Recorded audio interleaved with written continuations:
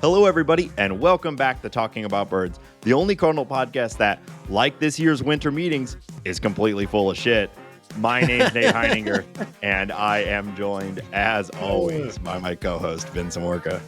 Damn it. Right before you said that joke, you said you had a good one, and I didn't think I was going to laugh, but I laughed, and I'm mad about that. So good job. Thank you.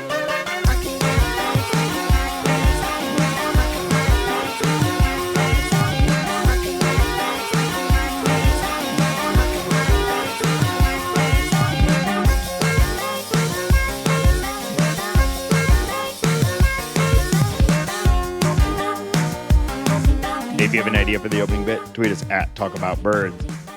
You know, Hambone, sometimes the cosmos align and, you know, something good does happen. And half the owners and GMs all getting norovirus or whatever and basically ruining the winter meetings is hilarious. It's so gross. I know. I wished we didn't know it was the norovirus. They didn't need to tell us. Yeah, they didn't need to tell us all of that. I saw a John Heyman tweet that was talking about how he dodged the norovirus bullet because he was eating at In-N-Out every night. And I'm like, I think you understand how this works, my friend. Like, it's highly contagious. But yeah, there's something about the mental image of us knowing that all of the highest ranking members of this industry are in a fancy ass hotel in, was it Scottsdale or Phoenix? And shitting their brains out. I just don't want to know that. And I do. I know that now. That's the news we needed this off season to really kick off. It's really going to kick off the most important off season, in our lives. Bunch of Ivy League nerds unable to leave their hotel room. It's pretty funny, like and impactful too. They canceled the rest of the winter meetings. Yes, canceled it. Shut it down. Everyone go home. We cannot recover from this. MLB reacted quicker to the norovirus outbreak than they did COVID. They had a better plan. Yeah, handled it quickly. A smarter, better reaction than pretty much anything they've done ever. That's true. I do think it is because of the visualization, right? You're immediately what's put in front of you, what's put in your head when you hear about this. You're like, yeah, these guys got to go home. We're done. This is over. Well, and most of these people are, geriatric, so it's not just like a bit of discomfort and some horribleness. It's like life-threatening for some of these people. They're holding on to the ADA compliant bar in the public restroom, fighting for their lives. Because they're shitting out their lungs, So disgusting. It's not that kind of show, Nate. It's not this kind of show. This is not. No, we keep it filthy. Clean. But this and the Tommy Pham slap is definitely going pretty high up on my list of favorite things for us to get to talk about. 2 best stories of the year of the podcast for sure. Yeah. It's when we win a potty someday, the podcast award, of course. This is not what was destroyed from this norovirus outbreak. No, there's nothing should be awarded for that. But our delicate coverage of the situation, I think. Yeah, will be. I think we've handled this with a respectful tone. This is what you get. This is what you get when you go into the depths of Cardinals podcasts. Is we can have these sorts of real conversations. Right. We're not afraid. We're not afraid. Gross. Yeah, that's filthy. Nate, it's awards week. How do you feel about that? Good. It's always interesting. I like the awards. I like awards. It's fun. Hey, Nate. Yeah. I'd like to award you something. Uh-oh. Best podcast co-host. Oh, thanks, Hambone. Look, that was nice. That was nice. You're definitely top 4 for me. That's so fucked up. I'm nice. I'm here. That's true. You're my number 1 co-host that I'm co-hosting with right now. That I can't. I have to Go check out be. the short game for the people Nate actually likes. No, that's very sweet of you, Hambone. I'm glad I that thought we that do was this good. show. Yeah, It whatever. is good. But yeah, I like the awards. I think that like, there's a lot of hand wringing around it and around like, oh, what stat is more valuable than the other ones. But I kind of like those conversations. I like the like Mookie Betts versus Ronald Acuna argument and like getting into it. And generally speaking, I feel like the awards have been pretty good for a little while now. We're not seeing as many like random as the fourth or fifth best person winning it because of some crazy narrative thing. I think like Yeah. generally speaking, the people who've won it for a while now have like really made a lot of sense. And you're kind of picking your flavor, like when Miggy wins over like a Mike Trout or Right. something like that. But like I like them. I think it's fun. There was definitely this flavor of writing for a while of like, I'm going to make a vote that is a little out of left field so that I can then write an article and then a reaction article to Mhm. my article. Like they were just kind of like farming for content. And yeah, I think it's been flattened out a little bit. It's also Yeah. funny to me that like the rookie of the year thing was so broadcasted from like before a game was even played this year. I think we just understand players a lot better now. But Yeah. like I think good money was on Corbin Carroll and Gunnar Henderson winning the rookie of the year, the two best prospects in baseball. And they come Yeah. in, they play the whole year, and they win the rookie of the year in their respective leagues. It's just like I think we just are smarter and just understand the youngsters and understand the game like more intimately, Yeah. more in depth. It's kind of fun. Well, and something that you've said too is that I think like we're getting better at predicting the growth of younger players. Yeah. Obviously you never know. Like Jordan Walker, I think had a fantastic rookie season, but there were a lot of people who were projecting him to like compete with Corbin Carroll, right? And it Right. and it really didn't happen. But also we had a month of Corbin Carroll in 2022 before this year that helped kind of understand and Yeah. also get, and same with Gunner. They both were September call-ups and then exploded in 2023. Maybe this is something that we should look into during our off-season episodes, but I anecdotally feel like the like number 1, 2, and 3 overall draft pick over the past, I don't know, 10 years is a lot more valuable than it was 10 years prior to that and 10 years prior to that. Like the value of those upper echelon hyper, in-depth scouted players that are going to Mhm. be picked at the top of the draft seems to just be more accurate, like almost immediately. Like as soon as Paul Skeens and Dylan Cruz touched a professional baseball field, we're like, oh, okay, these are some of the best players in the minor leagues. Yeah. It just seems to be Well, happening. We just know them better. man, the 2023 draft class, like Wyatt Langford, Yeah, Walter Jenkins, like I think we're going to be seeing some of these guys soon and for a long time. It looks yeah. like that was a really good draft class. Hopefully, for the Cardinals' sake, the 2024 class, there's a few. We're finally somewhere in the top. We don't know exactly where yet. They really cannot screw it up. Like Randy Flores has to ace this test that's coming up. Yeah, yeah. If anything can come from this is one the hopefully well executed offseason plan that we've found ourselves in a corner because of this year and the draft pick. Like Right. those are the two things that we hopefully can look back and say 2023 kind of had to happen, and it was responded to appropriately, and now we have XYZ guy because of the draft. So Right. yeah, I don't know. But yeah, are there?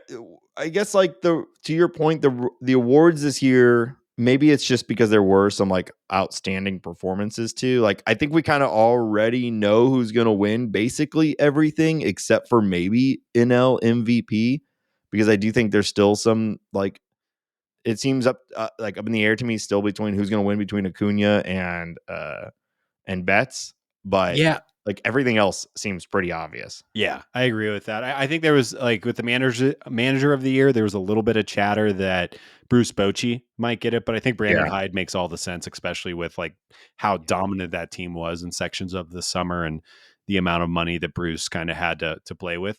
Mhm. And yeah, I would like if I were to place a bet on NL MVP right now, like if I actually wanted to make money, not make my little point and try to be right in my own way, I would probably put money on Acuna, and Yeah, I would be surprised if it's not him. But yeah, same. kind of a little boring, but also like the best player should win, Yeah, and the guy with the best performance should win, and that's it doesn't need to be controversial and quote unquote interesting every time, and a take doesn't need to be shoved down our throats during award season. man, I was reading the And I other would day never about, do that.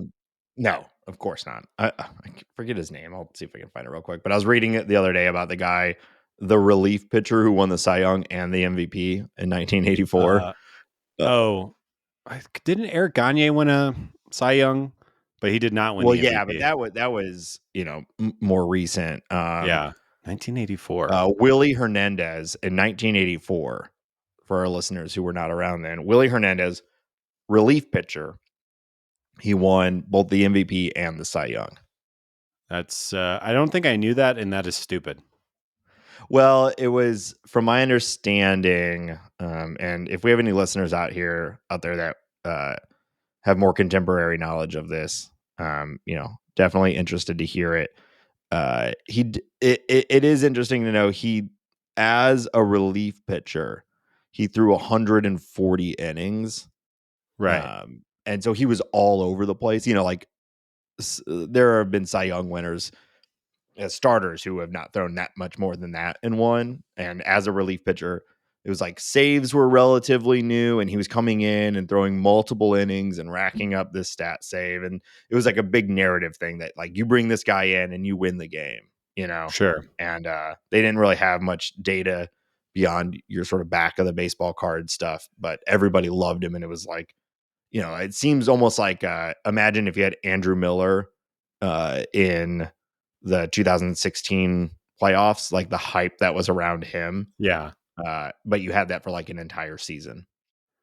Yeah, I guess I get it, and that's just funny in 1984 and whatever. But I'm just looking quickly through these stats, and like Dave Stieb threw 267 innings of 283 baseball with Yeah. gobs of strikeouts and all the other things too. But it is funny how yeah, I don't know. Yeah. Yeah. I That's mean, I'm very not silly. today. No, well, this guy wouldn't even exist in today's game. No, he'd be a And starter.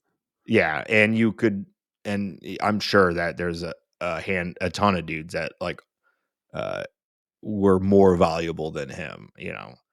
But this is kind of what we're saying is that, like, the awards are just better now. They're smarter Yeah. now. The And Tigers won the World Series that year. I did not know that the Tigers won in 1984. So, the voting, I believe the voting still happened before the playoffs started back then. I don't know that to be 100% true or not.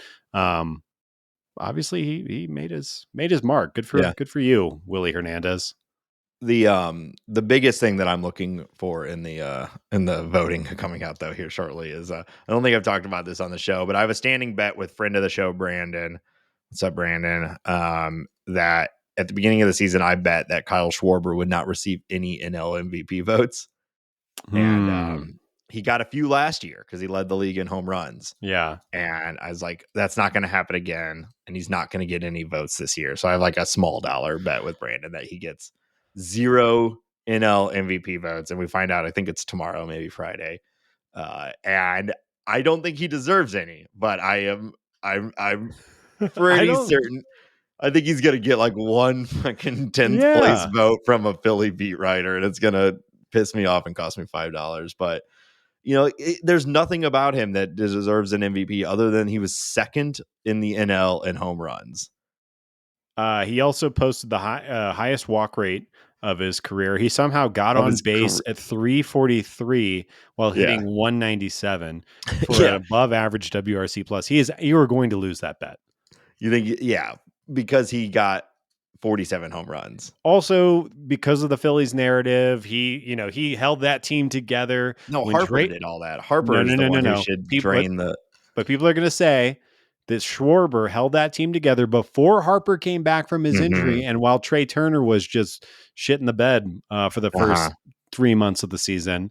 And I think you're right. It's going to be a guy with cheese whiz running down his mouth and a sandwich in one hand, and he's going to throw Schwarber something. Yeah, that's what You're going to lose. I am anticipating it for Yeah. sure. He's going to get a 10th or 9th place vote from a Phillies beat writer. It's going to be one vote, maybe two, and I'm going to lose this bet. But my point that he does not deserve an MVP vote will you still are stand. correct. You are correct. Schwarber was actually, I think, like, this is, what is this? This is, I mean, it's the worst version of a baseball player. He can't do anything. Except for chicks dig the long ball, my dear Chicks dig the boy. long ball. So Yeah. he's got, he hits dingers. It's just amazing that somebody who had 720 plate appearances put up a 1.4 wins above replacement. Like, he was there for every day, working his little butt off, and basically did nothing as far as production for his team. Yeah, and wins above replacement level. So 0 is replacement level. Right. But MLB average, because most teams are trying to field better than replacement level players. Right. MLB average usually sits around 2, 1.5 to 2. Matthew Liberatore did most of that in one start. Yeah. So 1.4 WAR over a full season is actually below average still. Yeah. It's a net gain over a replacement level player, but how much Right. is Schwarber being paid? It's 25 million, I think. Yeah, it's not a good return. Like, No. he is not a valuable player. And honestly, it's not even Schwarber's fault. Guy shouldn't be playing left field. He's a terrible outfielder. Yeah. He is what he is. The Phillies are the ones that, are choosing it. And there is obviously intrinsic value of 47 home runs, but the like net value of a Schwarber on your team playing left field, it's obviously it's barely above. It's barely worth it if it's worth it at all. But he seems like a cool guy, and you sure love the Schwarbombs. You know what I mean? Oh, absolutely. Like, I like him. He seems fun. He picks the rally song for the Phillies every year, which I think, what's that? That's probably a couple of wins right there. Oh, for sure. What was theirs this year? Because it made me like them more. I know it was Robin Dancing on My Own last year. That's what it was. Yeah. No, it was this. That's what it was this year. That's what it was last year. So if that's true, they carried it over 2 years. I think they carried it over because I love that song, and I saw during one of the playoff games. If it wasn't their specific rally song for this year, they were definitely doing it during one of the playoff games this year, either calling back to last year or trying to carry it forward. And seeing like 45,000 people singing Robin's Dancing on My Own was incredible. Do you think European dance pop superstar Robin knows who Kyle Schwarber is? No, that reminds me of a great article I read one time that was, does the Queen know who Mario is?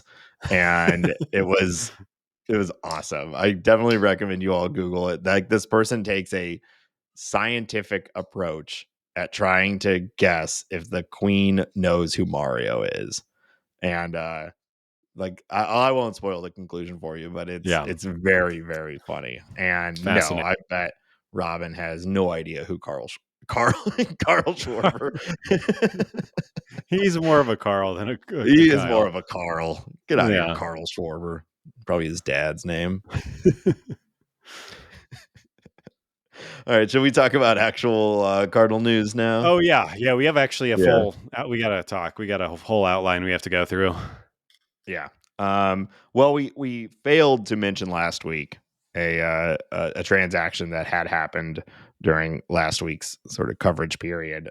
So we're so sorry, first of all, but we're going to make up for it now. So the Cardinals acquired Riley O'Brien, a relief pitcher. Wow. Yeah. What do you think about the Riley O'Brien ad? Wow, one hell of a guy. I'll tell you that. He is he'll be 29 in the season of 2024. He's been with Seattle for a little bit, Cincinnati, Tampa Bay Rays. That's where he was drafted. He has now been converted into a reliever, and he's had an uptick in strikeouts recently. And it's really fastball, breaking ball, and he's kind of a ground ball king. His fastball sits in the low 90s. and he threw up some pretty impressive numbers with Seattle in AAA last year. He only got a cup of coffee with the big league team. But this is a depth piece. Yeah. This is the kind of guy that is probably going to get um, I don't know, like 9 innings in August because somebody is hurt or needs a break or something like that. And maybe he'll have a hot month and stick around for a little bit longer. But like I said, he's fastball, curveball. There's not much to either of it. And I think I already said this, but he's a good ground ball guy. So, Yeah. you know, he's a guy. That's for sure. They did it. Solve the bullpen. No, I mean, I think it's a fine move, right? This is we've lobbied for the Cardinals to, do what a lot of the modern teams are doing when building a bullpen is just like grabbing scraps from other teams that aren't working for whatever reason or have shown a flash, but they have an opportunity to grab and just get them out there and see what you've got and rotate till you find the right combo. And, is this guy going to be a big part of the bullpen? Probably not. Just odds are, but it's another arm. Give it a shot. Yeah. Um, Steamer projections are out. We're probably going to do a deeper dive into those next week, but it is a useful tool as we just sort of start to frame what the Cardinals in 2024 could look like. And Steamer projects him at 52 innings pitched with a low fours ERA and FIP. And so, not necessarily controlling your bullpen, probably not your eighth inning guy, ninth inning guy, but there's some value there. 50 innings at a low 4 ERA. You maybe see him as a seventh inning guy, or throwing in some innings if your starter has to leave early or something. So, Yeah. you need a lot of these guys usually to get through a full season. Yeah, I'm trying to dive into his Savant page just to find something that's maybe a little interesting about him. He has his cutter, so he throws a cutter primarily, not just a straight fastball. And his cutter's got pretty high spin on it, which I'm sure is what leads to ground balls and Yeah. weak contact.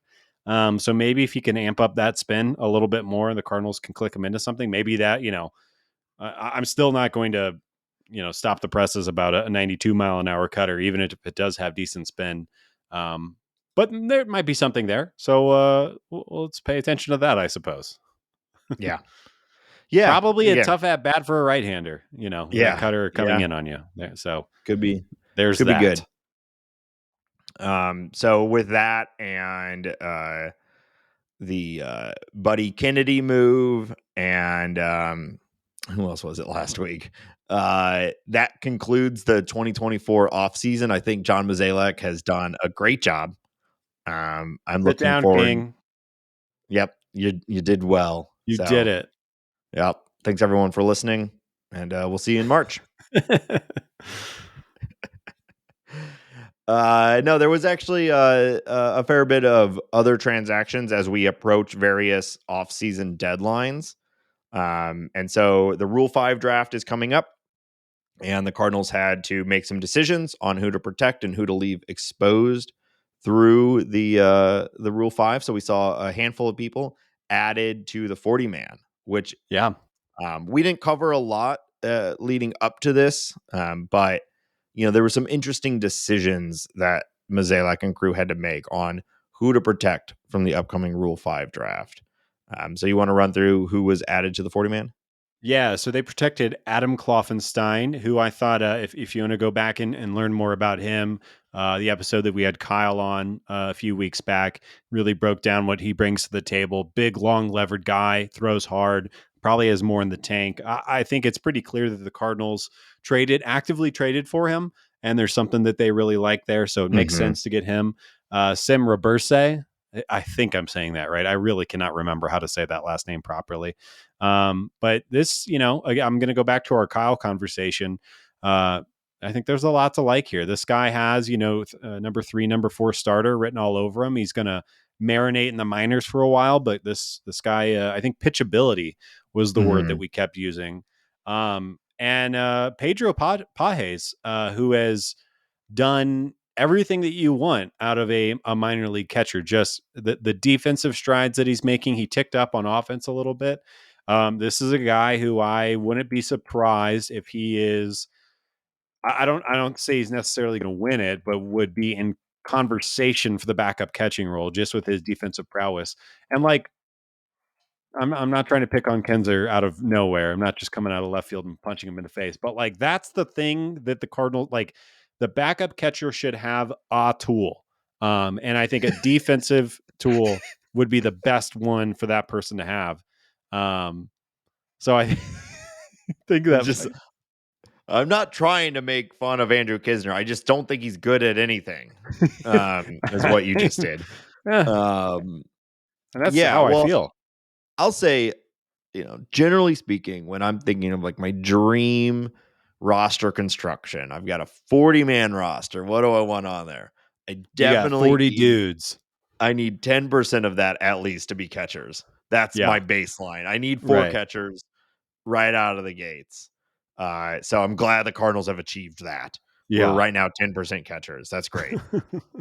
Let's get And Crooks in there. don't forget that our largest investment over the past 10 years plus or whatever has Is been a on catcher. a starting catcher as well. Is But a yeah, catcher. Yeah. neither And here we're nor trying there. to get a catcher in as a coach too. We need more catchers. There's not enough of them. We need as many as possible. Let's get Matheny Well, back in here too. I bet he can still pick it back there. he he's available. But yeah, I mean, the Rule 5, it's a complicated thing because you're not necessarily saying like, I want this guy to be playing at the major leagues right now, but he clearly has enough value that someone else will take him. And so we just need him. We want him in the Cardinal organization, even if there's not necessarily a spot for Right. him right now or even in the near future. I mean, he's third or fourth on the depth chart at best for catchers. Yeah. Although you're right, the he does have a marketable skill. There's a reason why he was projected or protected. The Cardinals reasonably believe some other team would take him, Well, and so we'll I think see. that's all three of these players, right? Kloffenstein and Roberste could fit into the A's or Yeah, Angels or Rockies bullpen tomorrow, right? And the same thing with Pages is that he could be the backup catcher for a myriad of teams, and that's a player that hmm you can kind of hide on the roster, especially if he's good defensively. So yeah, I think all three smart moves. I'm not expecting like quick upward growth for any of them. Maybe Pages would be the only possibility outside of that. But yeah, makes sense. And you got to hold on to your nuggets. Don't let other yeah. people get your nugs. Hold on to your nuggets. This is also how you end up with a 40-man that has like. There's always those like 3-4 guys that are on the outskirts of your 40-man. That's just like, how did they get here? Yeah, Like why are they on their 40-man? And it's because of this process where like they look good at one point, but they've spent enough time in the minors that they're now eligible for Rule 5. So you're like, I don't want to lose them, but they might not be anything also. So you're right. just protecting them. And then eventually they become hopefully successful big league players for you, or they become Connor Thomas, who was Bye just not bye. intended. Yep. Yeah, Connor Thomas has been DFA'd. We shall see what happens there. I wouldn't be surprised if he comes back into the fold. Yeah. Um, this guy that had a nice season in AAA. He had a nice AFL, but I just don't think he's that guy from what I've seen. Which means he'll Yeah. probably be in AAA this year and Yeah. just be a depth piece. But hey, people like that cutter. Maybe something will happen. Packy Naughton was outrighted to AAA. Packy Naughton. Becky. So Hey. I expect him to be into the mix a little bit too. He'll get big league innings. I don't know what that'll look like exactly. In disappointing news, our buddy, friend of the show, Wilking Rodriguez, has elected free agency after the right-hander was outrighted to AAA. So Yeah. actually would not be surprised for the Cardinals to bring him back in. Yeah. But I bet he will have many suitors. The Yankees might try to re-sign him. I think, he's a big, strong guy that throws really hard and has a nasty breaking ball. I'm sure that there will be many suitors for him. Who wants to take Well, the gamble? so he was a Rule 5 selection from the Yankees. Right. So from my understanding, they first had to offer him back to the Yankees, of which they declined. Oh, I And missed then that. Okay. yeah. And so now he was designated for assignment, which then he refused assignment and is now a free agent. There So, you go. I mean, that doesn't mean the Yankees wouldn't necessarily try to re-sign him.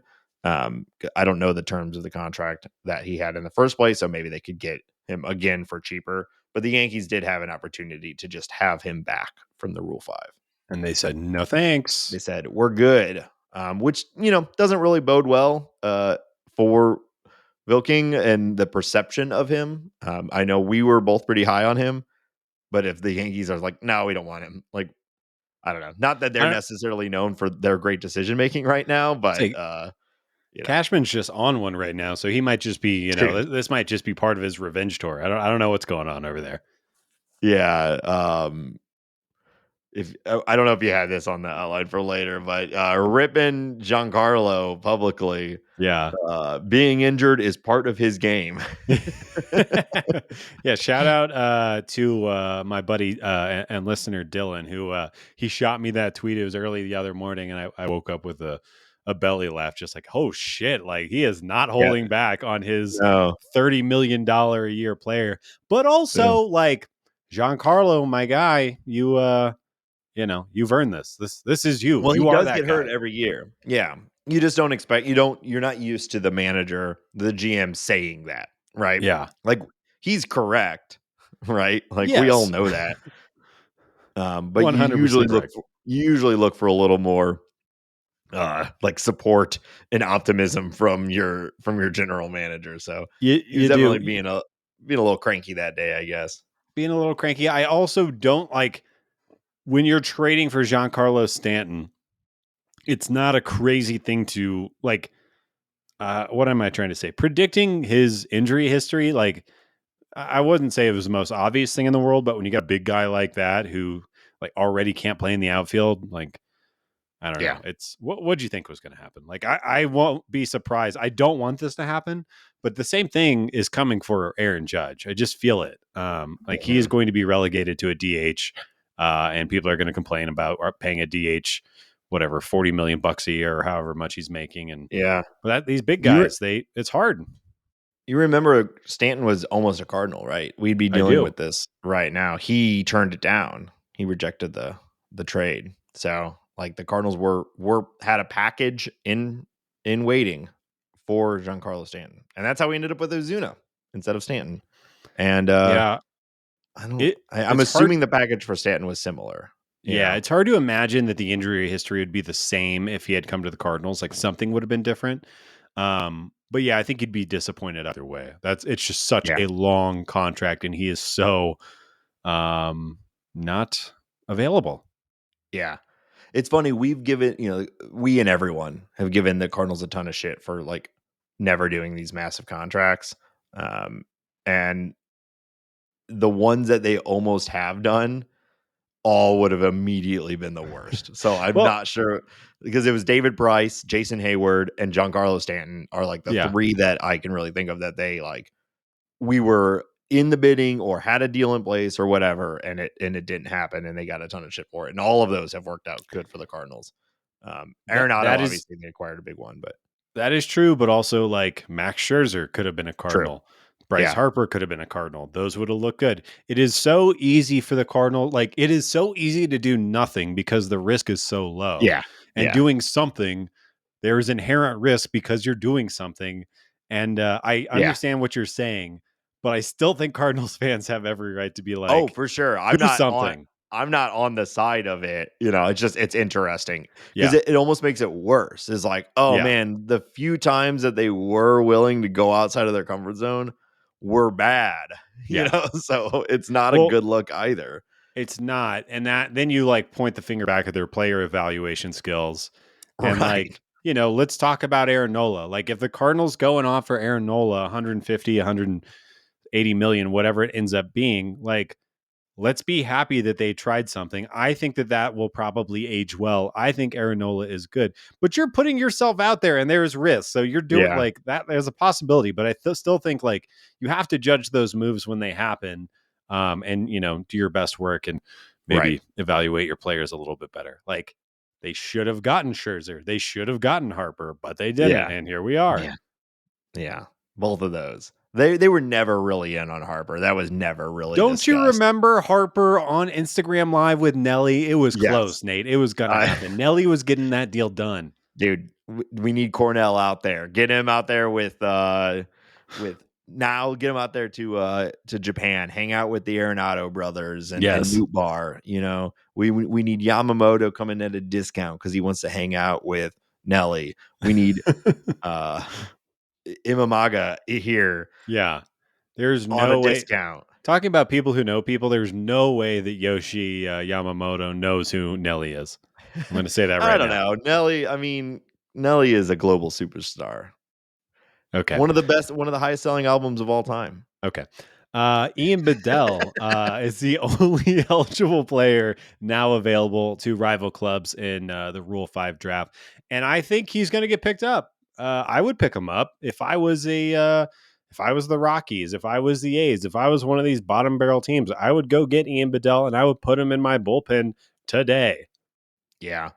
Yeah, it's a risk. It's a little surprising that they did not protect him. However, counterpoint, he has pitched like 20 total innings in professional baseball Right. um, over the past several years. So, like, there's some real concern about his ability to even make the majors stay healthy. He's 24 years old. Like, if you're gonna gamble on someone not getting picked, this guy makes way more sense than the other ones that were protected. And we know they need room on the 40 man for a whole slew of things that are going to be coming up. And so, we'll Makes see. sense. Yeah, I, I I think you're probably right. I suspect he gets grabbed, but it's a big risk. Whatever team wants to carry this guy on their major league roster for the full year, like you really don't know what you're getting. But there's right. a lot of upside. Yeah. Yeah. I kind of, yeah, it'll be sad. We'll see what happens.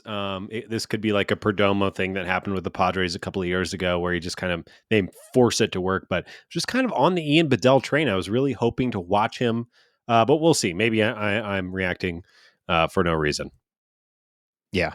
Yeah, we'll see. I'm looking at I guess he pitched a few more. He did okay and he pitched more innings this year, but Yeah, leading up to this year, he had pitched like he just was not staying healthy. no, So, I think he's going to be good. It might not be until he's 30 and yeah. healthy, but he's going to be good at some point. I just have Yeah. this feeling in my bones. Well, I guess I hope you're right and also wrong right now though, where Well no one else said. feels that No, way. you know more context needed. That's Yep. well said. Mhm. Clear and concise. Yep. So there's still time for more movement. We still don't know the outcomes of the fringes of the roster and some non-tender candidates. So we'll find out soon. Is Dak Hudson going to be a part of the team? Jake Woodford, etc. Um, w- Woof. t- Time will still tell. What is the outcome of Ultimately, Isner? we need more arms. Uh, So we Well, just thought it wasn't prudent with our model to let go of a Dak Hud at this time. yeah, Ultimately, and when you really look at the league and the balance of the league, you really need catchers. You just need a lot of catchers.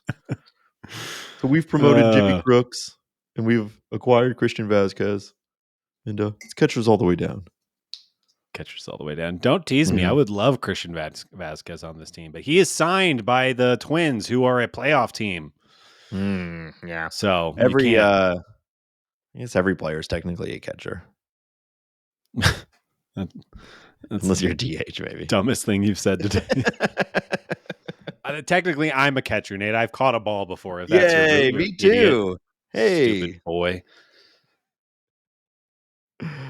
It, it seems I ran a poll on the internet, and everybody seems to be thinking that Kisner is going to stay with the team. Yeah, So of course. That's easy yeah, money, but yeah, it shouldn't happen. yeah, Um, I don't need to retread this. It shouldn't. It doesn't make sense.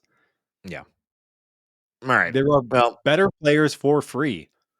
yeah. Well, let's talk about some better players that are not for free.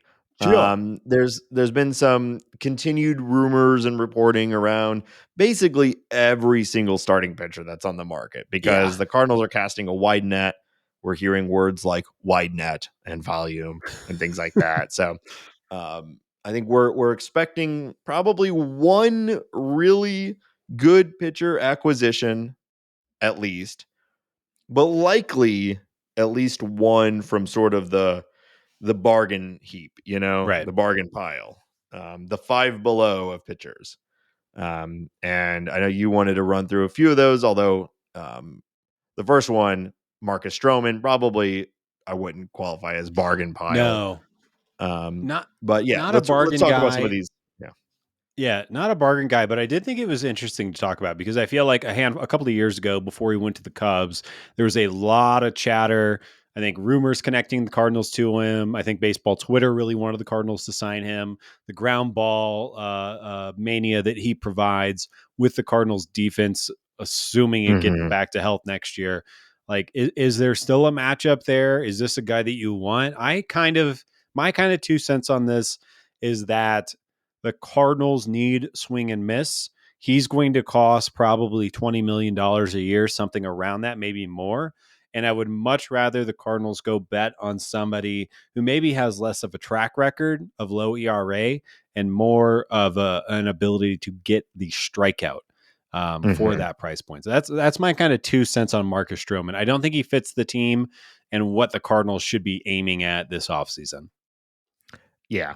Yeah, I agree. I feel like if you have fallen to the point where you're spending 20 million plus for Marcus Stroman, then you probably missed some good deals that were not that much more Right. for a player that's going to fit better into the mold that you're looking for. I Yeah. think there was a lot of hype too. Marcus Stroman is a character; he's outgoing, and some of that hype back then too was also like imagine him and Jack Flaherty on the same team, and there was like some hopeful sort of hype around that Yeah. too. But obviously, that's not going to happen for a number of reasons. No, those guys might both be Dodgers here in about 3 months. We'll see what Yeah, happens. I uh I had like a fever dream about Jack Flaherty becoming a Dodger, throwing away his slider, leaning on the curveball, and throwing up like 150 innings of like of course. 2.9 ERA and it looking Yeah. great. But we'll see what happens there. Two other names on this list that I wanted to talk about. One from Japan and one from Korea. Kenta Maeda, who was a free agent for the first time in his career, and Hyunjin Ryu. And I'll say I like both of these guys as options. I think Kenta Maeda has a little more swing and miss in his game, and he's kind of shown this ability to bounce back and forth in between starting and being in the bullpen. I think the flexibility is really interesting. But I'll tell you, I think that Hyunjin Ryu might be a diamond in the rough.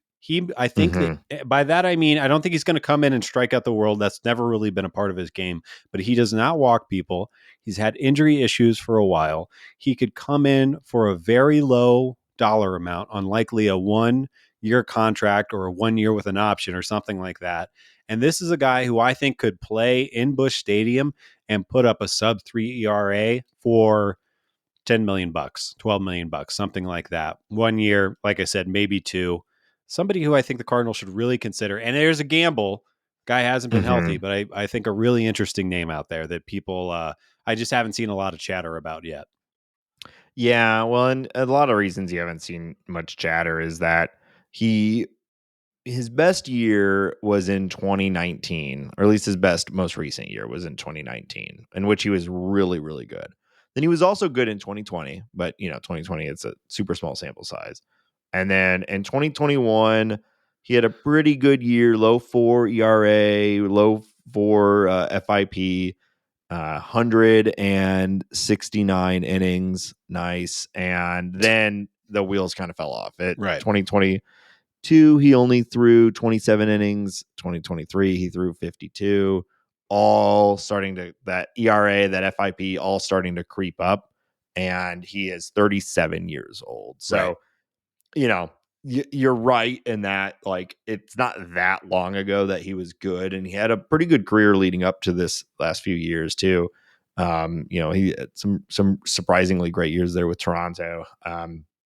But it is a big risk. I'd be surprised if it would cost 10 million to bring him in even at this point. I think you could probably do it for lower, and I would probably want it to be lower to justify it. If we're operating under a idea of the Cardinals are probably going to spend somewhere around 50 million this offseason, I have a hard time justifying 20% of that going to this guy.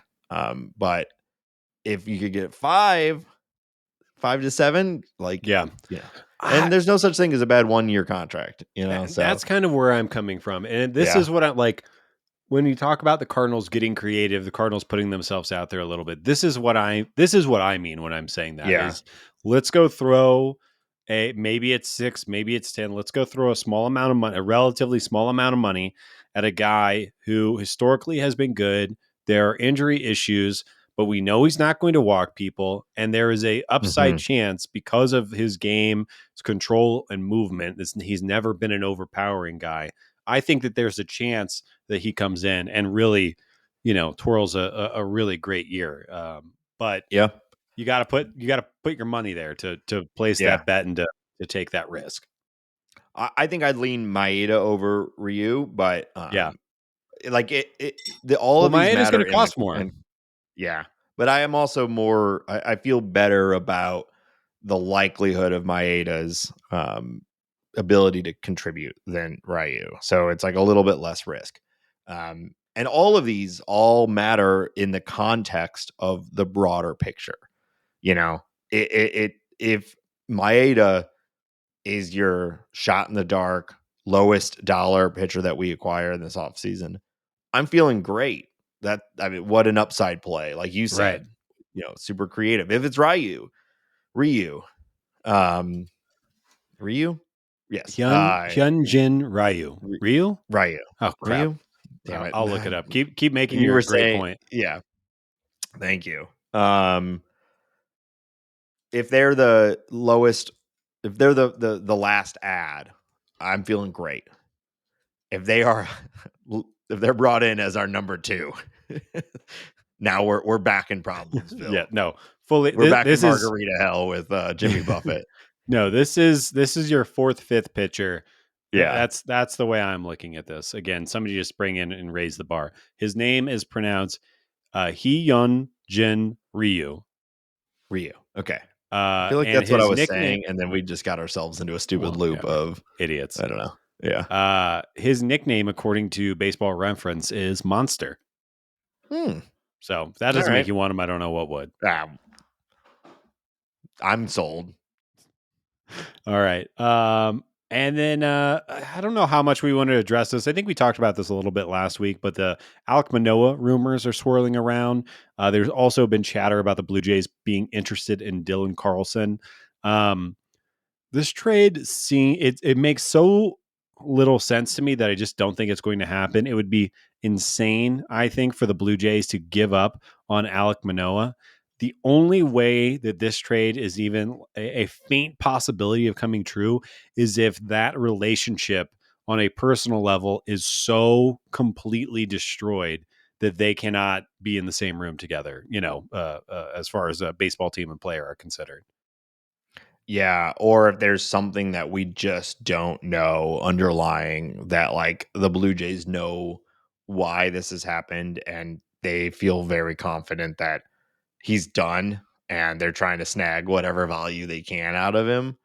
But yeah, I mean, he went into 2023 as a consensus Cy Young candidate. Yeah, I think you picked him as your I did. I did. yeah, and it was not, that was considered a very like down the line pick, because he had an incredible 2022. He's young. He was on the track record of, future Cy Young type player, and then obviously 2023 was just an utter collapse, the likes of which we've almost never seen from a player of his caliber. It is Um, wild. and so, from your point Like, are you saying that like this seems insane because if it were offered the Cardinals, it's a like snap call, like immediately I would trade Dylan Carlson for Alek Manoah right now? Or are Yes. you saying like, so yes, you would do that in a heartbeat? I think you would have to just because of the potential. Like this player put up 6 wins above replacement in 2022. This guy was expected to be a Cy Young contender, like you just said. He was a first round pick. He has the stuff. He has the size, and I'm going to lean on the 2 previous years and his dominant minor league performance over what we saw in 2023 Yeah. because clearly something is going wrong. And I just think that you can get that back. Now, even if he needs Tommy John surgery, even if he has a shoulder issue, I still think it would be worth it. You let him be injured for a year and come back after that. But like he it would be I would be surprised to learn that he hit his absolute ceiling at the age of 24. And even if he has, I still think it's worth it to take the risk because what he did, like that is on his baseball card. That has been done. He has proved it. Yeah. Well, even half of his 2022 season would make him one of the best pitchers on on the St. Louis Well, Cardinals. yeah. So, but obviously his collapse was it wasn't just a type of collapse where it's like, oh no, he's down to a 2 WAR player, 3 WAR player. Like what's happened? Why is he middle now instead of like MVP, Cy Young level? But it's like no, he was negative WAR in 2023, and the games were catastrophes, so it's like it's a complete meltdown. So it's not just like bringing a guy back from injury.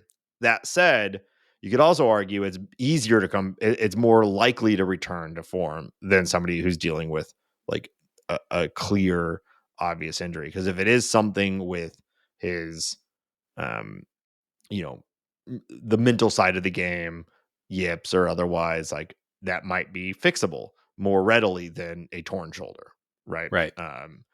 So yeah, I would be surprised if the Blue Jays also give up on him, although that relationship might be torn.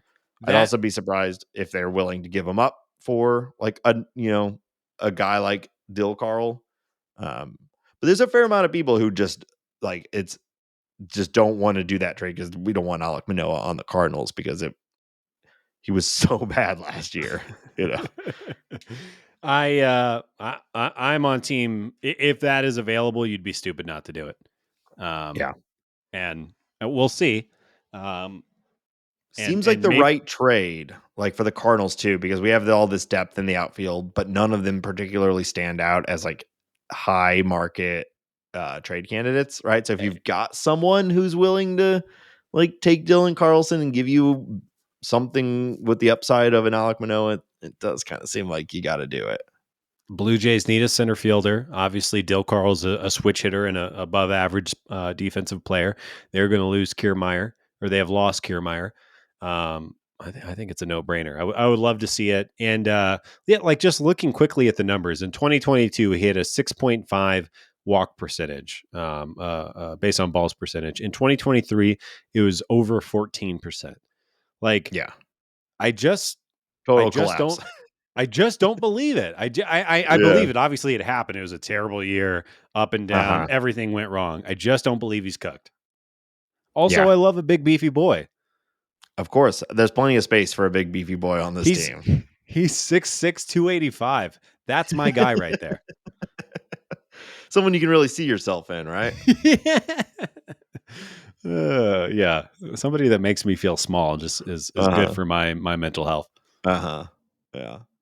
Yeah, you've convinced me. I was not I was feeling very torn about it, but now you bring in the beef side of it Think and about it. yeah, it's a good point. Yeah, Okay. So we'll see. Um I think anything else like Cardinal specific you want to talk about? nah, dog. All right. Well, we've got more league wide stuff to talk about. But before we do, we want to remind our listeners that this show is listener supported. So thank you to everyone who has supported us thus far. If you want to really show your support for the show and the time and effort that goes into it, consider joining our Patreon, patreon.com/talking about birds. You can join patrons like our newest patron, Richard G, who joined, and we are want to say thank you to them for joining the patron. They get Thanks, access Richard. to they get they get access to our private Discord server. We call it the Bird Scored. Having a good time in Retweet. there. It's a great place to connect with other fans and get out of the noise of the convoluted social media space that we live in now, and just talk with other people that you know are chill and want to talk about Cardinals or whatever. The conversation gets pretty wide ranging in We're there. talking about Um, KDHX this morning. Yes. Yes. So again, patreon.com/talking about birds, and patrons of the Adam Wainwright level and above, new feature, get one of our new shirts that we've released. Wow. So, and if you are a patron at that level now, I'll be reaching out to you if I haven't already, uh, to line this up. But we've got some really cool shirts now. Some of them are talking about birds specific. Some of them are just broad baseball related things that we think you will actually enjoy wearing. These are not big branded, well, except for the one that says really big on it, I enjoy talking about birds. It's because our faces are not on these shirts. Yeah, these are not That's yeah. huge branded things. They're nice shirts with stuff that we think you'll like wearing on them. Those can be found on our website, talkingaboutbirds.com. And if none of this sounds appealing to you, but you still want to support us in any way that you can leave us a review on your favorite podcast platform, which really does help us and helps grow the show. So thank you for everyone who's done that and is considering it. Benny boy, where else can people find us online? Yeah, find us on Twitter at Talk About Birds. We're on Instagram at Talking About Birds. The show is on Spotify. You can listen, rate, and review on Spotify if you prefer that. We have TikTok. Follow us on TikTok. Share us on We have TikTok. TikTok. Show your friends our TikToks. And you can email us any thoughts, questions, concerns, criticisms of our t-shirt design to talkingaboutbirds@gmail.com. And again, like Nate said, you can find all of that, t-shirts, Patreon, all that bullshit episodes at talkingaboutbirds.com. Talkingaboutbirds.com. All right. So now we don't even have real baseball to talk about anymore. We've at least been able to hold the playoffs for a little while, but now we're just going straight into off-season content. What sort of news is circulating around the league? Ben, why don't you fill us in on what's been happening? We'll start on a bit of a downer. I'm sure most people have seen that Peter Seidler, owner of the Padres, has passed away, from my point of view, very suddenly at the young age of 63. We like to trash owners a lot on this show, and I think for good reason. But I think that you can, I feel confident in saying that this is probably one of the better owners in baseball that we lost. This is a guy who, for the past, almost decade, has really been putting his money where his mouth is as far as spending on the team, bringing in talent. I think giving the people of San Diego what they want and trying to win. And now, sadly, we learned recently that he has been fighting a sickness that his family is keeping private at this point in time for quite a while. But I think, he was one of the good ones. He was one of the owners making all the other owners clutch their purses during the last handful of off seasons. He was one of the owners that Dick Monfort, the horrible, foolish owner of the Rockies, was trying to make rules to limit his spending and the way that he was handling his players. So I think it's a bad day for the sport. And shout out to all the Padres fans that might be listening to this for some reason, but just sad, and it's really just too bad. Yeah. I think, we're very eat the rich on this podcast, but that it is, there are still good baseball people throughout that level, and he certainly seemed like one of them. So he did what you want R.I.P. your owner to do. Exactly. Yeah. Everyone seemed to love him. The fans seemed to love him. The management group seemed to love him. So Darvish came out with this really heartfelt statement talking about how much He cared about Peter Seidler and their relationship and everything like that. Now, Yeah. yeah, yeah. Anyways, I saw a well, cool, like, they did a mural of him in San Diego yeah, somewhere that was, like, really cool, and yeah, it sucks. it does. Yeah. Very, very young, especially for someone that wealthy. That's what blew my yeah, we don't need to get Yeah. into it, but that also blew my mind. Yeah. We'll move on to more baseball news. Astros have promoted Joe Espada to manager. That should be announced. If it's not already announced, it will be announced here shortly. He's been the bench coach for the Astros for a while. Obviously, with Dusty retiring and going and hanging out with his hunting dogs, which he talked about in several interviews. Yes. Joe Espada seems like a no-brainer. He is the guy that's worked with Jeremy Pena and Alex Bregman and Jose Altuve for the past, I think it's almost 10 years or so. But good for him. It's nice to have a little diversity in the managing group as far Mhm. as MLB is concerned. And, I don't like him because he's an Astro, but, Yeah. good for you, Joe. Yep. Yeah. Not a lot to say about it. Don't really know much about the bench coach for the Yeah. Astros, but yeah, good for him. Yeah. Ron Washington has been hired to manage the Angels at 70. Is he 71 or 72? 71. 71 Ronald years old. Lewis Washington, keeping it rolling. Keeping it rolling. What do you think about this one? I I love Ron Washington as a character in baseball, so I'm like happy that he's still Yeah. around. Um I don't I'm not quite a believer that he's still a very good manager. But it fits right into the running theory of the Angels, which is that the Angels prioritize celebrity. Right. And so, bringing in Ron Washington, like, I don't know what the goal is with this. The Angels are a team in deep rebuild. Yeah. So are they hiring Ron Washington to like run this for? He's so old. Like, how long are they playing? Like, to me, that a Ron Washington hire, whether this is right or wrong, big picture, typically I would think of is what they did with Dusty Baker. You're bringing him in to sort of shepherd a relatively complete team through a regular season and into the playoffs, right? Yeah. Someone who's been there for a long time and is comfortable with the rhythms and the like what it takes to get through a full season and get it deep into the playoffs. That's what you're hiring a guy like that for. Yeah.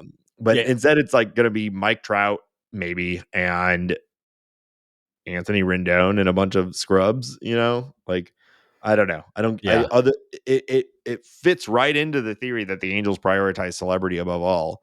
And I so that's where I'm at. There's also an aspect I think they're trying to soak up some of that Braves clubhouse culture that gets Yeah. talked about all the time. Mm, I want to talk about two other managers, and then I want to kind of make a point about or something I've been thinking about with the managers in baseball since Craig Counsell has kind of like split my brain in half, and I don't know what yeah. to do. But really quick, Brandon Hyde wins Manager of the Year in the AL. Skip Schumacher, Cardinals legend, second baseman, Yeah. wins Good for him. NL Manager of the Year. Good for him. And the Brewers are expected to name their bench coach Pat Murphy as manager. So I've been thinking about this, and I'm curious. Like, I think that you're right. I think there's a celebrity aspect to what you're talking about with Ron Washington. I also wonder if there is a industry wide shift that is happening right now, and maybe it's happening really, really quickly. Post Craig Counsell, post Bruce Bochy winning another championship. The guy that won the World Series before him, Dusty Baker, as old as dirt. And the Mhm. guy that won before him, Brian Snitker, also as old as dirt. And they've all been in baseball for longer than you and I have been alive. And, Craig Counsell being highly valued, being paid as much as, half the Rockies roster, half of Right. the A's roster. A lot of teams have a lot of players who are less expensive than Craig Counsell. And I'm wondering if this is just a thing that's happening and I'm connecting, my brain's looking for a pattern, trying to connect dots that aren't actually there. But I'm also thinking about the idea that our buddy, Oliver Marmol, Oliver Marmol. Yes. kind of embarrassed the Cardinals a handful of times this year, right? Right. Like on a national stage, the way that he Yes. handled some situations, the way that he got fiery, he did not seem like he was this stoic captain of the ship making the hard decisions in the trenches. He seemed a little emotional and bratty's not the right word, but I think a little Yeah. emotional. Near that. And Yeah. I'm wondering, like, so not only there's a guy down in the dugout, the manager pushing the buttons during the game, right? We know that most of that, for the large chunk, is handed down from the front office. But this is also like Nate and I work in a corporate environment. It's almost like a CEO position where this is the person Right. who is on the talk shows selling the team. This guy meets with the media twice a day before the game and post game. He is your most public face of the organization. And I'm wondering if those things, like the clubhouse management and the media relations, public face, selling of the team, is starting to be factored into the managing role more importantly than maybe it was even a couple of years ago, maybe even last year. So anyways, I know I just talked for a Yeah. while. Does that make any sense to you?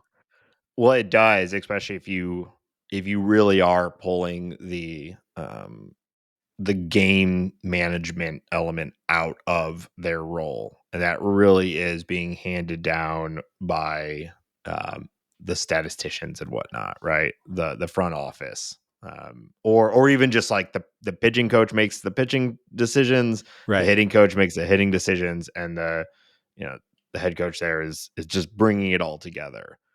And yeah, I mean, an increasingly somehow still increasingly like connected world and with the virality of content, like you really want your the face of your organization only doing like positive things, right? You Right. don't want those like the negative viral hits on your team. So yeah, I mean, it would make sense to me. And if the solution to that is to go and get these dudes who've been doing it for 60 years, that makes sense. That said, like we were laughing at some bullshit Dusty Baker said like last week, so Yes. it's not like these guys are not also out there saying dumb shit all the time too. But I guess it's different if it's Dusty Baker than like your 37-year-old Ali Marmol. And I think that like Dusty Baker's a kind of a unicorn, right? He's kind of hard to Right. compare to anyone. Like, Yeah. all the stories and who he's for everything, he's just got all the credibility in the world. Yeah. But yeah, like I said, I'm more like, is Buck Showalter, is he going to be sought after, maybe after he had, next year, are the Yeah. Cardinals going to be, and I'm just like I said, I'm just curious as this position changes, you're seeing a smart team that I think has a smart front office in the Cubs go and put serious money in there and actually raise the floor of manager salary and put more priority on this. Like, obviously we all think Craig Counsell is a good manager. Is he worth that much money in wins? I don't know. Is he worth that much money in a public facing environment and as far as selling the team, bringing free agents? Probably. He's probably worth more than Yeah. that. Right. Even if it's just perception. So I don't know. I mostly just wanted to kind of talk that out with you and Yeah. see if Yeah. I If you was think on of the role anything. as one half game day manager and one half uh press correspondent, it is a very different role. And in a lot of ways, that is what they've always been. But if teams are starting to care more about the perception of their team through the lens of the media, then yeah, you can see the value of that increasing. I think for a long time, teams just didn't give a shit too. It'd be like, Right. yeah, our manager gets mad and whatever, like that's just who he is. Or it's like, I don't know, for like 40 years, the Yankees just had batshit insane people out there saying stuff that was, Billy Martin and all those guys like all Yeah. the time, and it was just like part of the shtick. So if teams are putting a higher priority on that perception, then yeah, I would see that going up. Yeah. We don't really know right yet, like I assume Mazalek was pretty unhappy with Marmol, like throwing O'Neal under the bus and saying like Contreras is going to play in the outfield, and then Mazalek had to come out the next day and be like, no, he's not. I Yeah. assume Mazalek wasn't too happy with that, but who knows, right? Yeah. Like the O'Neal thing might have been a plan between the two of them. I don't know. Yeah. Well, anyway, something I wanted to throw out there, and I don't know, we'll see what happens here. Yeah. And I think you're probably right though. I mean, media perception is seemingly only getting more and more important, especially when you have instant access to everything now. Like if your team is being presented as incompetent and chaotic, like that is going to be a put off to some average fans, and right? I think even like ownership down, if you're Bill DeWitt and you're some golf buddy or one of your franchise managers at Arby's One of sends your you indentured servants. tweets you a video of Ali Marmol getting visibly frustrated, you're probably, I don't want Like this. yeah. This is not the Cardinal way. This is not how we're supposed to look. Well, the Cardinals in particular, even on top of all of this, right? With all of our, and I don't even know what word I'm looking for. The conservatism. Yes. Yeah. Yes. And I guess we'll see. Like maybe we'll see a much more conservative Ali Marmol this year. Maybe that feedback will have been delivered. Yeah. Well, I don't know, but something to think about. Yeah. All right. Last thing I wanted to talk about is Evan Drellick wrote a fantastic article in The Athletic that if you have not read, I recommend everybody go check it out. Evan Drellick is great. And it was discussing the A's impending move to Vegas. And he was kind of setting up the story prior to the owners' meetings happening. And I'll say there's a couple of quotes from this article that I'd like to read. But I will say it is generally bad news for baseball fans, for Oakland A's fans, and maybe even for Las Vegas people. It's the whole thing is coming out very strange. But if you'll let me, I want to read a couple of quotes. And Evan from Evan's article. Thank you. One person briefed on the report, and this is referencing a report that was handed over to owners about the business prospects of moving to Vegas, described the A's potential for success in Las Vegas as, quote, iffy, but added there was no perceived better alternative.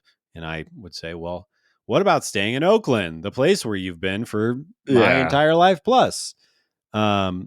And then goes on to say that the city's media market, this is referencing Las Vegas, the city's media market would be the smallest of any major league team, minimizing the potential TV revenue available.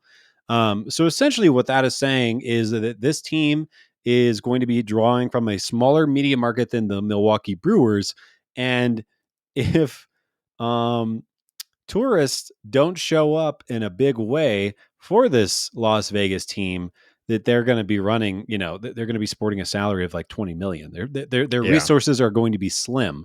And let's, not forget who the owner of this team is, John Fisher. I think everybody would jump off of a bridge if he came to Vegas and signed, the best 3 free agents and really brought excitement to Las Vegas. And then another person on background was quoted saying, no one knows what the payroll they can sustain. It all depends on where it goes. And again, that's referencing the potential for tourism to fill up that stadium. Yeah. And my kind of I want to hear your thoughts. My kind of 2 cents on this is, Nate, like, okay, if I'm an Oakland Raiders fan or if I'm an NFL fan, it makes sense to fly out for the weekend, go see my Seahawks play the Raiders or whatever, get out of Vegas, come back home, and that's all hunky dory. Who is going to go watch the Las Vegas A's against the Kansas City Royals on a Tuesday night in Vegas in the summer? Like, yeah. Or a Tuesday at 1 when it's going to be hot as hell, so they probably have to do a dome of some sort, right? And yeah, a couple of things in there that stand out to me. One, no other viable alternatives is interesting to me because we know that there are multiple markets vying for an MLB team right now. So is it saying that all of those markets, there's already a on the ground effort being made to do an expansion team, and so they don't want another team? I guess I is I what read they're that. saying. I read that as we want to get the hell out of Oakland for X reason, whatever it might be, and I want the franchise, the 1.5 billion or whatever franchise cost that it's going to take to start a new team in Nashville or Salt Lake or Montreal. I want my cake and I want to eat it too. Right. But no one is biting on that because, we've learned over the last couple decades that these massive subsidies for these companies in or for these stadiums in these cities is bad for the city. Right. And it's getting better, but it's still, guys like Fisher are still looking for every little dollar they can squeeze out of it. So it's just so interesting to me for them to say there's no viable alternatives. Well, buddy, it doesn't sound like this is viable either. If you're already concerned about draw and it's not even there, like how is it going up from here? You know what I mean? Like maybe if you're moving a successful team with a great roster, but you destroyed the team so that you could, they followed the Rams playbook to a T, burn the team down so they can pretend like they have bad fan support. So then they can justify their move, even though it like it couldn't be more obvious what they were Right. doing. So they're going to bring their shitty team to a city that doesn't want them for the most part. And it's not a city that's built to sustain baseball. Like you said, football makes sense. And there's like the sports betting culture Right. around football is massive. So having a betting, like a betting centric league in the betting central city of the world, like there it makes sense. Right. But yeah, I just can't imagine someone going to watch a baseball game in Vegas. Like maybe you and I would like, yeah, we want to go see the new stadium and Vegas is whatever. We'll tie it around that. We'll go to a game. But that's like one game out of 80, 80 two a year, 81 a year in your home park. Like it's just Well, doesn't, it's never made any sense. Everyone was hesitant to move a football team there because yeah. of these concerns. Well, And they were able to justify it, but it's only 8 games and they were all concerned about it. baseball is a regional sport. The Cardinals are successful because they pull from a massive region of a shockingly large Yeah. diehard group that travels a long way to go see them. There aren't very many people in Vegas. They don't have the hunger for baseball. People might travel on the weekends. If you Right. have an LA series, if you have the Dodgers in Vegas against the A's, that'll probably be a good turnout because that's an easy drive for those folks. But that's going to be a handful of series and weekends a year, and it's getting harder and harder by the report that the owners were handed in this article by Evan Drellick. It says that interest is low, and Vegas is basically like, yeah, you guys can come here. Like, we're Vegas, come on down, add it But to the pile. there's a lot of on the ground resistance to this team as well because they're trying to do government subsidies. So there's probably as much resistance as there is support. Yeah, in the article, they also reference there's a group that has been formed since this has been picking up steam. It's Schools Over Sports or Yeah. something like that, but it's a group of teachers and educators and administrators fighting for, well, why don't we make Las Vegas schools better, Nevada schools better before we give, however many hundreds of $1,000,000 to a Yeah. billionaire who is really just trying to screw over 2 cities at the same time. Right. And I I think want you're to go pretty back. loaded up on I think Vegas think you're pretty loaded up on entertainment options right now. I Yes. think you're okay. And I also think um, John Fisher refusing to make Oakland work is a John Fisher problem. If Right. you have a baseball stadium that doesn't literally have shit coming out of the pipes so that you're wading through it Mm. to go change into your locker room, if you have a stadium that's a good place to be if you make like brand yourself as the Oakland team, since all the other teams have left, there's a ton of people in that area. There's a ton of money in that area. Have some vision, make yourself a desirable place to be. Yeah, be the counter. Like the A's have a perfect opportunity to be like this counterculture team on the West Coast, right? It's kind of like what the White Sox do in Chicago. You know, you're kind of like, we're not the Giants, we're not the Dodgers, we're the West Coast, like, you know, cool team, right? There's a lot of on the ground support for Yeah. the Athletics. Their jerseys look fantastic. Yeah. Um, And they have a yeah, great it just does. history. Yeah, It, Ricky Henderson, baby, get him yeah. back. Yeah. Canseco, McGuire, Zito, Eric Chavez. Let's go. Bring them all back. Josh So anyways, Donaldson. yeah, great guy.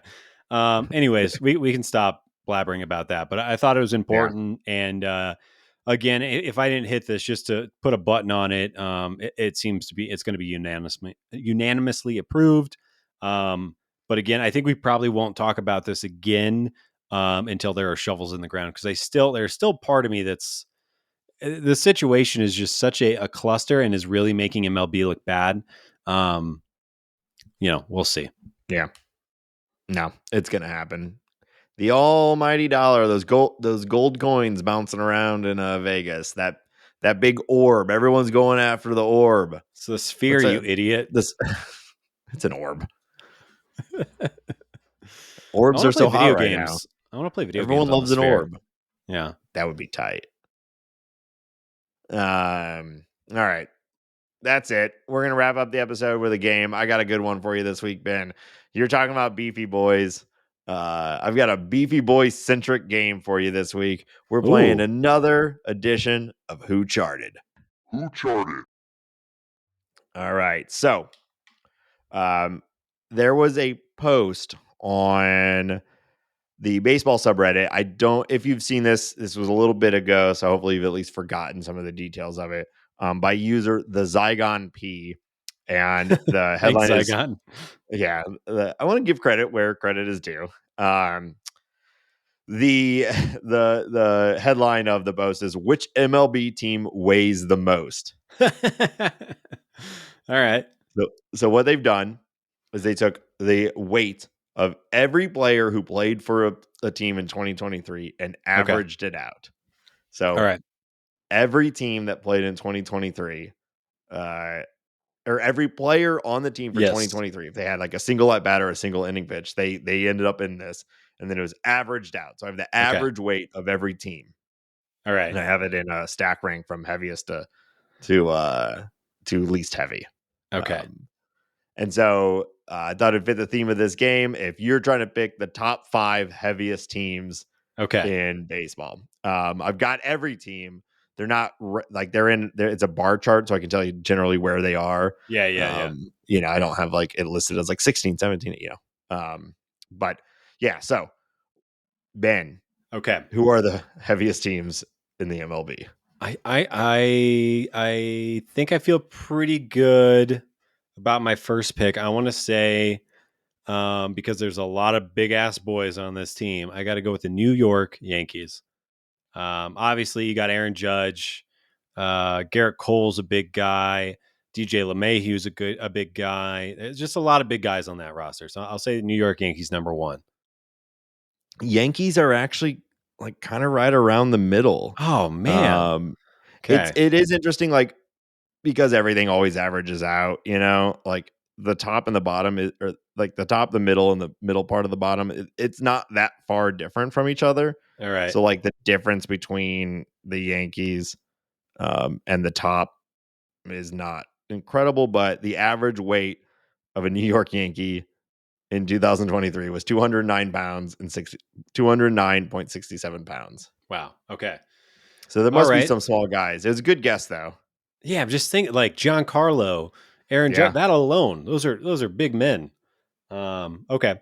Let's I'm gonna pick on the 2 first basemen for the New York Mets then. I think Vogelbach and Pete Alonso are gonna really skew the overall numbers for the Mets. So I'll guess the New York Mets for my next team. again, you're getting closer. The Damn it. Mets were right around the 8th, at 211 pounds. Damn. Okay. Wow. I know the Rockies, they're a pretty big group of guys. Let's see. Detroit, not. Oh, Minnesota's kind of big. Well, Miami traded for a couple of really beefy boys, and I assume that those traded for players will count. Yes, But they're kind of small outside of Jake Berger and Josh Bell. Those are two big uns, though. Don't get that twisted. Boston, Rafael Devers is a pretty big boy. I don't know why the Twins are. No, the Twins aren't that big. This is tough. I'm thinking about it a is lot of tough. male bodies right now. Houston's got some lugs on it between Jordan Alvarez and Jose Abreu. Although they got Jose Altuve, cancels that out, doesn't he? Well, we were talking about how big Alek Manoah is earlier. They have some other big guys. Milwaukee's got big guys. This is tough. Okay, I'm going to go led by Rowdy Tellez. I'm going to go with the Milwaukee Brewers. How about that? There you go. If I was thinking through this game, this is the only team that I thought like I would maybe really get pretty quickly. Yeah. And they are number one. The Okay. heaviest team in 2023 was the Milwaukee Brewers, an average weight of 215, almost 216 pounds. Oh, wow. I am just slightly lighter than the average Milwaukee Brewer. I feel good about that. Okay. I guess I'm gonna have to go Toronto. I feel like there's some big boys on that team. Toronto is right around where the Yankees were as Okay. well. 209. All right. Is that 3 strikes? That is 3 strikes. So as I say, do you want to make one more guess? I know this has been hard, or I can give it to you. Yeah, this has been hard. I just because there are so many large men on the Rockies and I see them so frequently, I'm going to say the Rockies are in the top 5 as well. And that'll be my last guess of this game. Yeah. This game's hard. The Rockies are right outside the top 5, right there Damn with it. the Mets, so almost tied with the Mets. So you're in the top 10, but here they are in order. Obviously, I did not see this post on Reddit. Yeah, obviously. The Milwaukee Brewers, first overall. Then the Washington Nationals. Huh. Okay. After that, the Baltimore Orioles.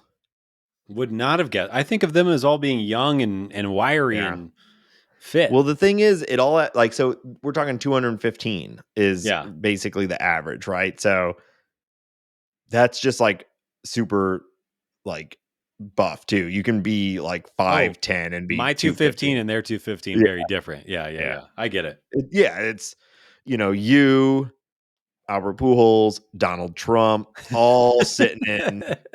215 can look different on different people. Thanks, pal. Yeah. I think that was a compliment. Yeah. You always want your name in the same list as Donald Trump. You said Albert Pujols. Yeah, that's true. Kansas City after the Orioles. Okay. Yeah. He's a big boy. Yeah. And then the Cleveland Guardians, 5th overall.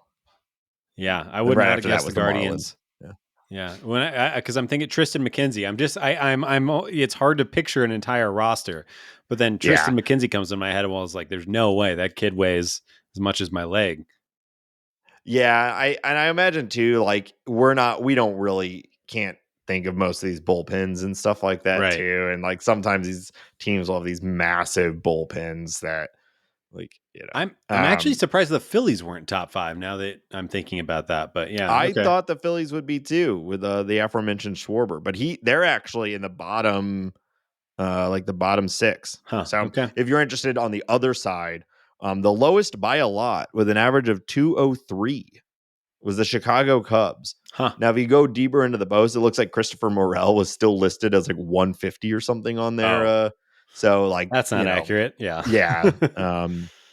So that probably impacted it, but still, like one guy's not bringing down the whole average that much. So they are a slighter team. After that's the Giants, then the Rays, then the Mariners, and then the Athletics. Yeah. All right. Well, that was a tough one, Nate. Thanks for making me look like a jackass. Well, you just need to track their weights more. It's obvious. I will. That'll be my goal in 2024. Yeah. Keep a better eye on those weights. So, yes, sir. This is the type of off-season content we intend to bring to you all as we get deeper into the off-season. So thanks everyone for being here. As always, we appreciate your time and willingness to listen to us this far into the episode. Tell your friends. Word of mouth is still the best way for a podcast to grow. And of course, talkingaboutbirds.com for all of the things that we mentioned before. And we're hopefully next week we'll get some real movements either from the Cardinals or at least some dominoes starting to fall across the league. We'll see.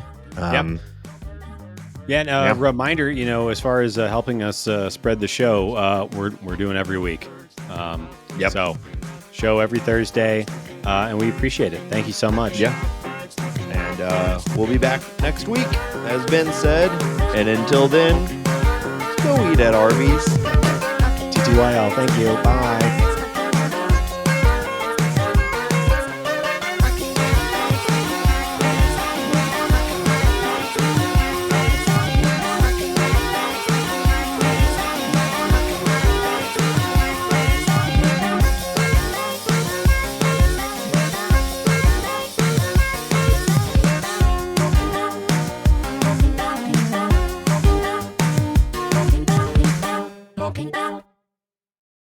Okay, here we go. All right, Nate, don't fuck it up. I think I got a good one this week. Hold on. Oh God.